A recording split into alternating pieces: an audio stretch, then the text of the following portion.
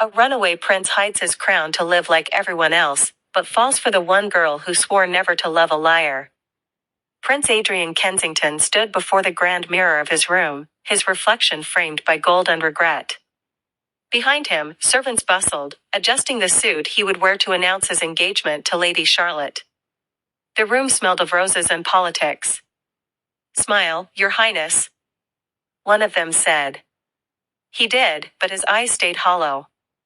Beyond the palace gates, fireworks waited, cameras flashed, and his father's voice boomed through his mind, "A king must never chase freedom when duty calls." But Adrian wanted nothing more than to breathe air unmeasured by tradition. That night, long after the banquet ended, he sat on the balcony watching city lights flicker like tiny stars of rebellion. The idea that had once seemed foolish now burned with purpose. With Marcus, his loyal friend and aide, he planned everything: a fake ID, a new name, a quiet escape. By dawn, the heir to the Kensington throne was gone. The world woke to headlines screaming, "The prince is missing." Adrian, hoodie pulled low and heart racing, boarded a bus bound for Brookstone City School, not as a royal prince, but as a boy chasing life. Brookstone High School smelled of ink, sweat, and dreams. Adrian Cole, his new name, stood at the gate, clutching a backpack instead of a royal crest. For the first time, people brushed past him without bowing. Freedom felt raw, terrifying, and real. In English literature class, his attention drifted to a girl by the window. Emma Carter. Her notebook brimmed with sketches and poetry. She wasn't like the others, no loud laughter, no desperate need for attention. She had a quiet fire about her, the kind that drew him in without trying. "New student?" she asked, eyes still on her drawing. "Yeah," he replied. "Adrian. From Lagos." "Right," she said, unimpressed. "Welcome to Brookstone." It was the first time someone had spoken to him without fear or flattery, and somehow, it was exactly what he needed. Days blended into laughter and quiet moments. Emma taught Adrian how to live without caution, how to laugh loudly, argue freely, and dance in the rain without fear of being watched. Every stolen glance became a thread weaving them closer. Yet, every night, Adrian lay awake listening to his own heartbeat remind him, "She doesn't know who you are."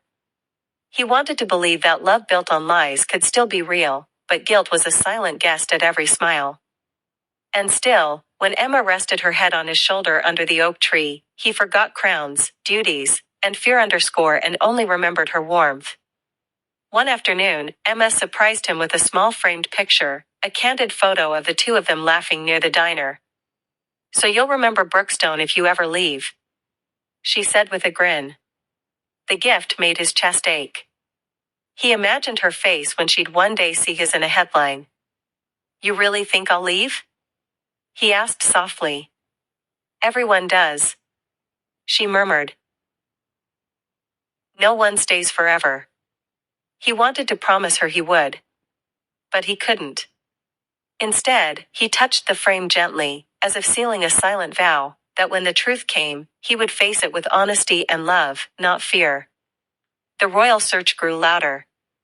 Brookstone buzzed with rumors of a prince in hiding.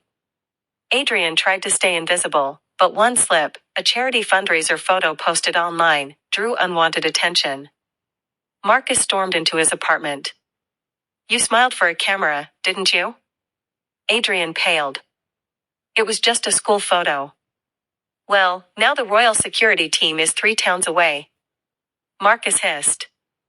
Adrian's world tilted. Freedom was shrinking fast. He looked at Emma's picture and whispered, "I can't lose her."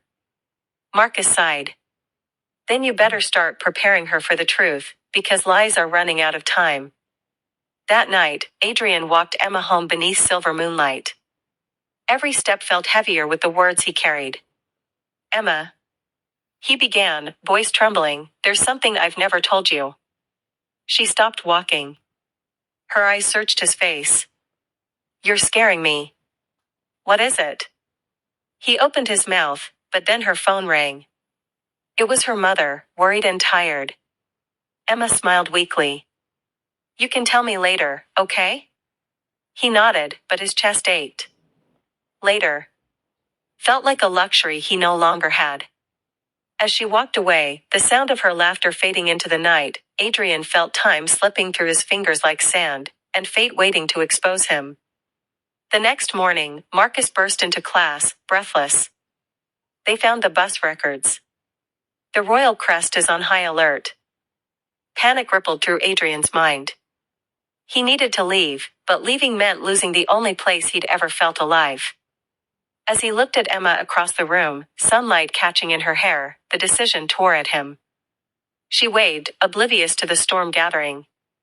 For the first time, Adrian envied the simplicity of not knowing, the peace of loving without danger. When the bell rang, he made his choice. He would tell her everything that night. No more lies, no more masks, only truth, no matter the cost. The night felt heavier than usual.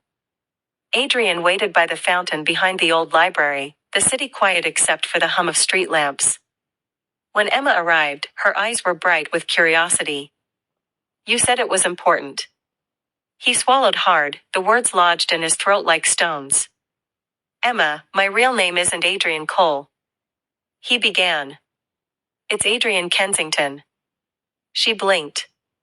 Like, the prince? He nodded, heart pounding. The missing one. Silence stretched. Her face drained of color, disbelief fighting with betrayal. You lied to me? She whispered. All this time? He reached out, but she stepped back. I didn't want you to love a title. He said. I wanted you to love me. She shook her head, eyes glistening. And now I don't know who you are at all. Then she walked away, leaving him standing between two worlds he could no longer hold. For days, Emma avoided him. The hallways of Brookstone felt colder, every look and whisper cut deeper. Adrian's secret had slipped through social media like wildfire. Reporters swarmed the campus. Emma's friends asked if she'd known, if she'd been part of the lie. She answered none of them. At home, she threw away the photograph she'd given him but couldn't bring herself to smash the frame. Her mother watched quietly. People make mistakes when they're scared. She said softly. Maybe he was scared of losing what he never really had. Emma wanted to hate him, but hate couldn't drown the memory of how safe his laughter had felt. It was easier to be angry than broken, but she was both. Adrian returned to the palace in silence, surrounded by guards and flashing cameras. His father's fury filled the marble halls. You humiliated the crown. The king roared. Adrian stood tall. I learned what real people live like. You should try it. That earned him a cold dismissal. You're grounded to the palace until further notice. That night, alone in his vast, empty room, he saw his reflection in the mirror, the prince again, polished and distant. But he hated what he saw. He missed the boy who could eat fries with his hands and laugh without fear. He missed Emma. Freedom had been a dream, and now even the dream was gone. Emma found herself staring at her phone every night, drafting messages she never sent. Why did you lie? Did any of it mean anything? Then deleting them all. She poured her feelings into sketches instead, a faceless boy beneath a crown, a girl turning away.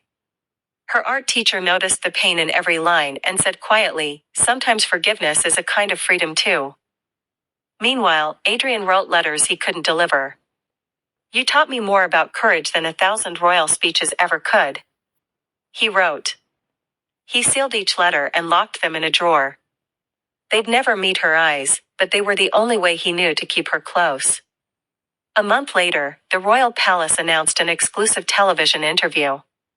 The world expected a formal apology. Instead, Adrian stunned the nation. I disappeared to find truth. He said. And I found love, pure, honest, undeserved. I broke it with my lies, but she made me want to be better. Millions watched, but only one girl sat frozen, tears slipping down her cheeks. Emma saw not the prince, but the boy she'd once shared fries and laughter with. When the interviewer asked if he'd found the courage to choose between love and duty, Adrian's answer was quiet but clear: love made me worthy of duty. And somewhere in the small apartment asterisk above the flower shop, hope began to bloom again. Asterisk. Spring returned with whispers of change. Adrian convinced his father to let him launch a youth education project, his chance to step beyond the palace walls again. His first visit was, of course, to Brookstone City. The moment he saw the town's cracked sidewalks and chatter-filled streets, his heart raced. Every corner carried a memory: the diner, the library, the oak tree where Emma once drew sunlight into art. But Emma was nowhere in sight.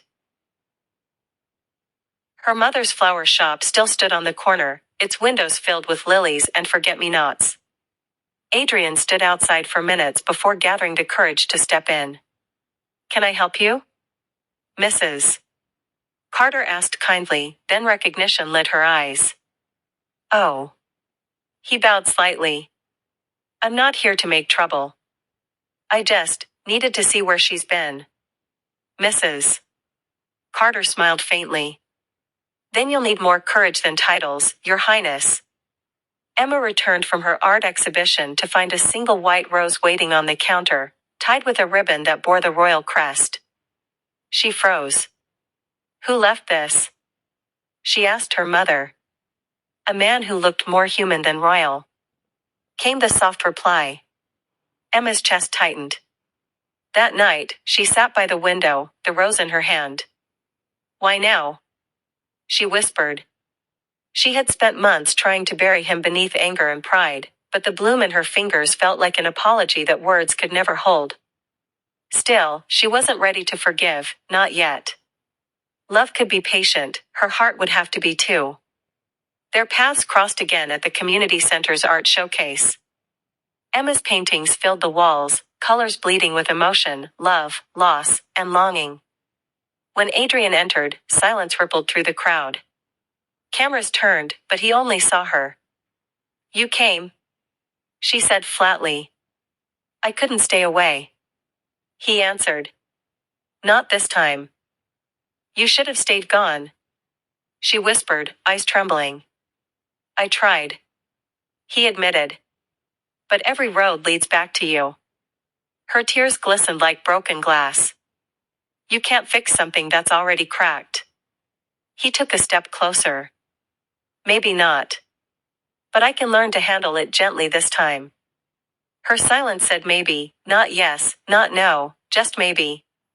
Later that evening, Emma unveiled her final painting, a boy beneath a golden crown, kneeling before a girl drawn in light. The audience applauded, but Adrian stood frozen. It was them, captured in color, forgiven in art. When the crowd dispersed, he approached her. "You remembered," he said. She looked at him, voice quiet. "You never really leave the people you draw." "Then draw me as I am now," he murmured. "Not a prince, just a man who finally knows what love means." Emma held his gaze, her heart caught between reason and longing. "Then prove it," she said.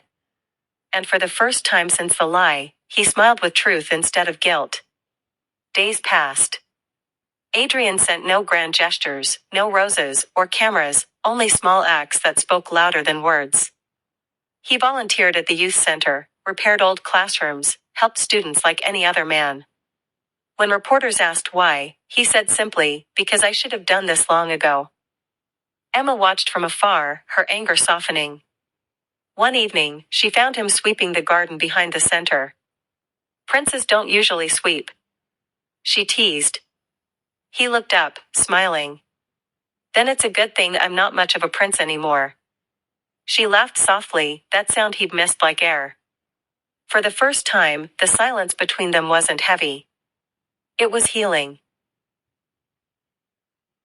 Word reached the palace that the crown prince was playing commoner. Again. The king's temper flared like a storm. "He'll ruin everything," he thundered. Advisors whispered of reputation, alliances, and political power, but the queen sat quietly. She had seen the glow in Adrian's eyes since Brookstone, a light that no crown had ever given him. The queen visited him, surprising everyone. Adrian, she said softly when they met in the old community center, your father believes love is a weakness. Prove to him it's your strength. Adrian bowed his head. He'll never understand. The queen smiled faintly. Then show him. Let your heart be louder than the throne. Emma awoke to find an envelope at her window, sealed with a royal mark. Inside was a letter written in Adrian's unmistakable hand. She held it for hours before opening it. Emma, I never meant for my truth to be your burden. You taught me to be real, not a prince, not a title, just a man who breathes without fear.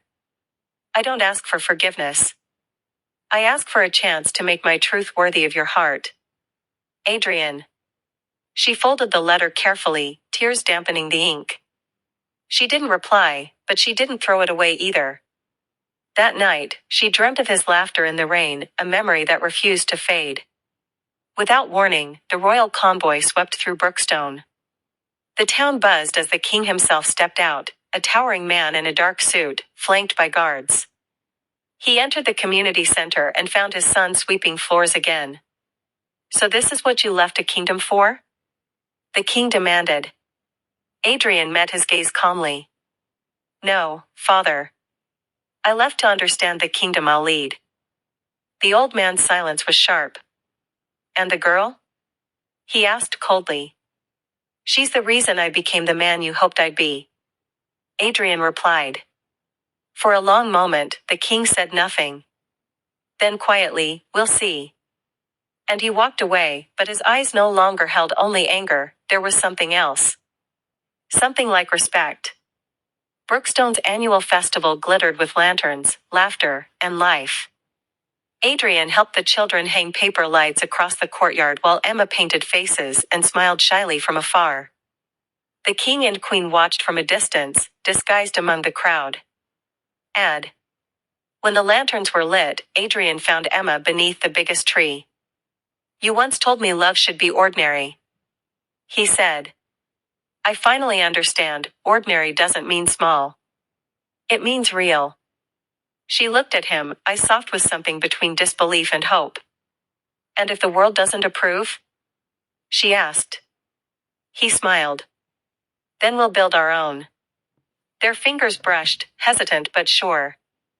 Above them, the night bloomed in light. The next morning, the king summoned Adrian. The council insists she return. The engagement to Lady Charlotte must proceed. Adrian's jaw tightened. No, father. I choose my life, not their version of it. The king studied him long and hard. If you walk away from this crown, you walk away from everything, your title, your wealth, your power. Adrian took a breath. Then I'll finally have something that's mine. When the king left, Emma entered quietly. What did he say? She asked. Adrian's eyes were calm but fierce. He asked me to choose. And I did. She smiled faintly. Then I guess we both have something to fight for now. News of Adrian's defiance spread like wildfire. Newspapers screamed Prince rejects royal engagement. The palace split into chaos, half the court accused him of betrayal, the other half whispered admiration. Through the noise, Adrian felt strangely calm. For the first time, he wasn't acting for approval. He was standing for truth. Emma, meanwhile, faced her own storm. Paparazzi camped outside her mother's shop, twisting stories, calling her the common girl who stole a crown. She tried to stay strong, but one night, as the lights flickered out, she whispered to her mother. The queen, watching silently from the shadows of power, had a plan. She arranged a private meeting between the council, Adrian, and Emma. When Emma entered the Golden Hall, she stood straight despite her trembling hands. One of the lords sneered, what could a flower girl know of ruling a nation? Emma met his gaze and replied softly, enough to know that a kingdom without kindness will never last. The room fell silent. The queen smiled faintly, pride glimmering in her eyes. When the council dismissed them, the king turned away, but Emma saw it. The faintest crack in his armor. That night, the palace felt like a cage of ghosts. Adrian stood on the balcony where his story had begun, wind rushing against his skin. Emma found him there, the city lights below flickering like tiny hearts. "I'm not afraid to lose the crown," he said quietly. "But I'm terrified of losing you again." "You won't," she replied. "You already gave up everything once. Let's just live what's left." Rain began to fall, washing the gold from his hair and the fear from their faces. For the first time, they kissed without secrets, just two souls beneath the storm, daring the world to watch. At dawn, the king called Adrian to the throne room. Silence filled the space. The old ruler looked tired, not with anger, but with realization. "When I was young," the king began, "I was told to marry for power, not love. I obeyed, and I built a kingdom that feared me, not one that loved me." He looked up. "You've made me remember what I forgot, that a crown means nothing if it cannot protect what matters." He rose slowly and placed the royal seal on Adrian's palm. "Rule your way, my son. Make this kingdom something worth belonging to." Months later, the palace gates opened to the sound of celebration. Not for an arranged wedding, but for a promise made by choice. Adrian and Emma stood together, not as prince and commoner, but as equals. Children from Brookstone danced with palace pages, and lanterns from the flower shop floated into the night. Marcus teased from the crowd, "Guess the prince finally got his girl." Adrian laughed, pulling Emma close. "No," he said softly, "the girl got her prince, but only because she taught him how to be human first." As the night deepened, Emma rested her head on his shoulder. "Do you ever miss the life you left?" He smiled. "No. Because the real crown was never on my head, it was always in my heart." This story teaches us that honesty, courage, and love built on truth are worth more than any crown. Hiding your heart may protect you for a while, but only truth can set it free. If this story touched your heart, please hit on the subscribe button for more stories. Tell me, my family, what lesson do you learn from Adrian's Hidden Hearts? Drop your thoughts in the comments below. For every lesson we shared carried lesson for the soul. See you on the next story.